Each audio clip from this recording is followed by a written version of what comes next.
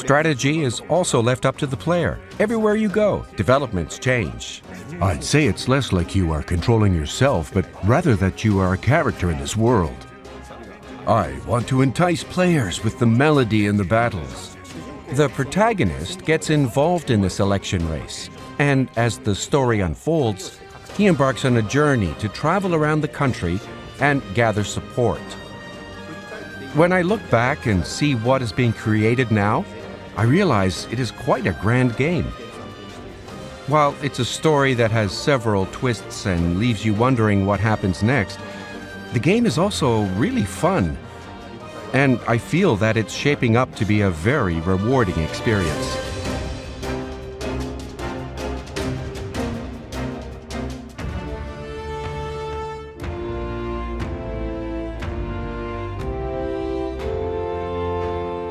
Even though it's a world where magic exists, people can't use it without help. In this world, you have to purchase a special piece of equipment to be capable of magic.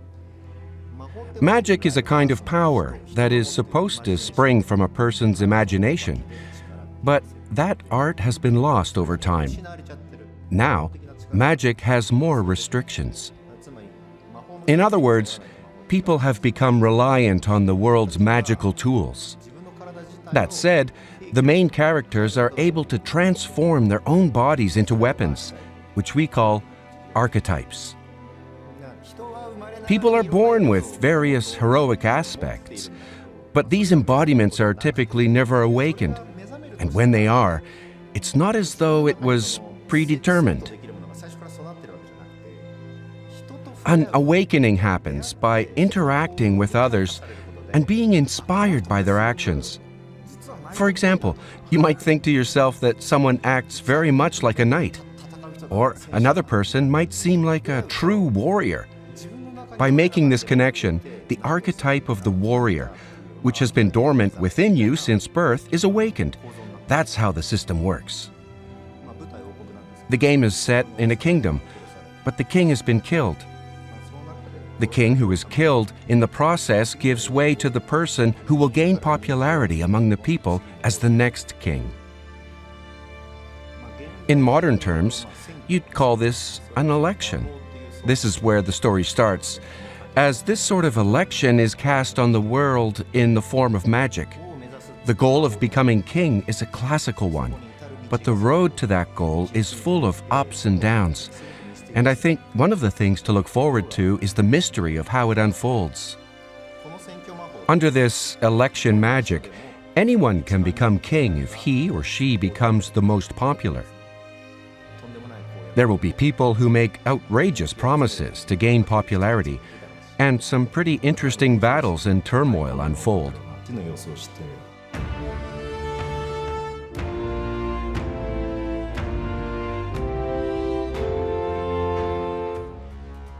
The starting point of the story is that any person can become king if he or she becomes the most popular. After that, many things can happen. Those currently in power frame the election as a competition so they can display their own power, hoping to maintain the control they currently have. The protagonist gets involved in this election race, and as the story unfolds, he embarks on a journey to travel around the country and gather support. We're combining this aspect with the element of travel, which is a critical element in a fantasy. In our own unique Atlas approach, we are trying to combine a very grounded and realistic travel experience with a more serious and mysterious main story for players to enjoy. Previously, with the Persona series, we created stories about daily school life, continuing through the first and the second semester of a school year. School life is a bit like a journey in that sense. In the first semester, students are divided into separate classes and basically spend the rest of the school year in the same class. While not exactly once in a lifetime, there are these encounters that take place within a defined period of time before everyone parts ways. I think that school life is kind of like a microcosm of the flow of life from beginning to end. Journeys also have a beginning and an end. You meet and say goodbye to many people along the way. Travel is a common concept in games. And most of the time, you can travel as much as you like without any time constraints. But just like in our own modern lives, the time allotted for travel within the world of metaphor is limited. Maybe you could travel for just a week or 2 weeks, or you might have only 3 days. By framing this election as a travel experience, something we've experienced in modern times, those in the running are faced with the need to travel around the country within a set amount of time.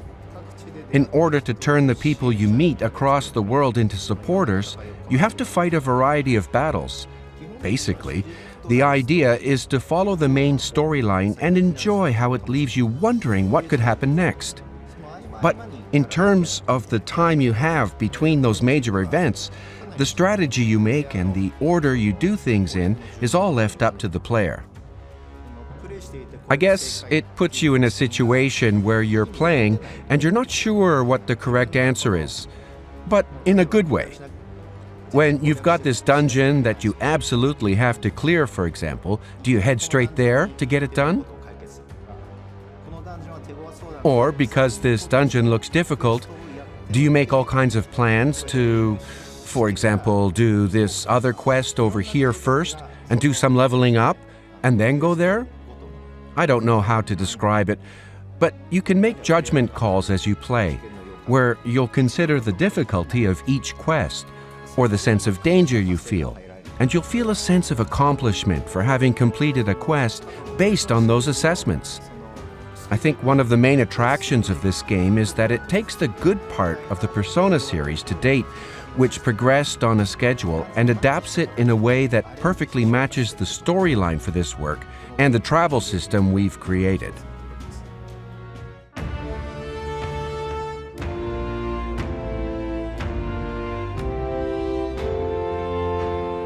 As for what kind of game we are making this time, as creators involved in Persona, naturally we have included command battles, which you might say is our specialty, or our expertise. I wouldn't exactly call them a waste of time, but often battles with low-level opponents that you already know how to beat can at times feel like a hassle. Those parts should be quick and fun. There are other parts that are more deserving of the player's time. It could be a part of the story that leaves you wondering what happens next, or the party customization aspects, or planning your journey as you strengthen your party. We would like players to spend their time on the more interesting aspects like these. In order to achieve this, we decided to adopt a new battle system where we have the command battles as the base, but on top of that, we've incorporated a system where you're able to defeat enemies on the field directly if you determine that they are weaker than you. It's not a separate two-part system where some enemies can only be fought in command battles or some must be defeated with action. We actually let the players judge which enemies are stronger than they are or which ones they have fought before. We were very particular about letting the player make that determination and giving players the option to choose at all times. This is an all-new system, so I strongly encourage you to pick it up and play with it.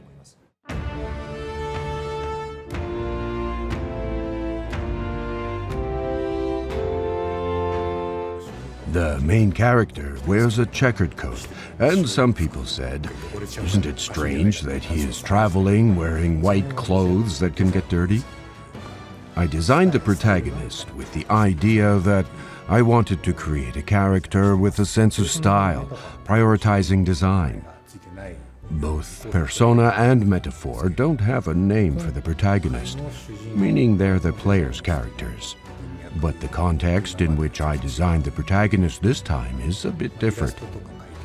When I draw illustrations, there's an overall impression you get when the protagonist comes to the forefront. How should I put it? I think you can sense more of the character in the eyes than before, going beyond just a self-projection. For example, the protagonist does things like riding on a sword, and there's a vehicle called a gauntlet runner. Since the setting is a new world of fantasy, we needed to borrow some new wisdom and creative energy. The original designs of the vehicles, which we call gauntlet runners, were made by Ikuto Yamashita, famous for his work on Evangelion and other productions. We decided to ask Koda Kazuma, who has been very active in works such as Nier Automata, to do the background artwork. We talked in depth with them both about the themes of the game, the nature of the work, the story, and various other baselines. And the things they came up with and proposed felt very unexpected. It was very creatively stimulating for us to hear their ideas and interpretations. And piggybacking on this, I feel they provided such power and creativity to the game. I couldn't be more satisfied.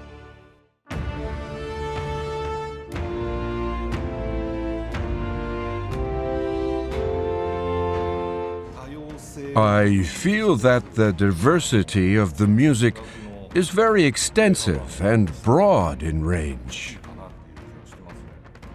The theme was based on religious music, but it also needed to reflect the worldview of metaphor. The world of metaphor has many different tribes of people, so their faiths are as varied as they are. I took it upon myself to dig deeper and contemplate what music rooted in this idea would be like. I think there is a much broader interpretation of the music since they were written in accordance with such a theme. It's not often that we've done such large-scale live recordings of the music at Atlas, so I feel that the sound is very elaborate in that regard.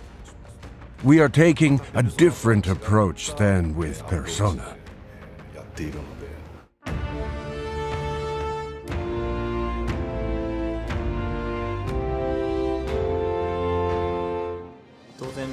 Naturally, the game has a lot of battles, character growth, party customization, and the everyday aspects of travel. We designed it with the intention that the player can enjoy these various elements while always keeping pacing in mind. As the work nears completion, I think it has a great deal of those elements in a very condensed form. The way it's turning out, I don't feel like there's anything quite like it out there.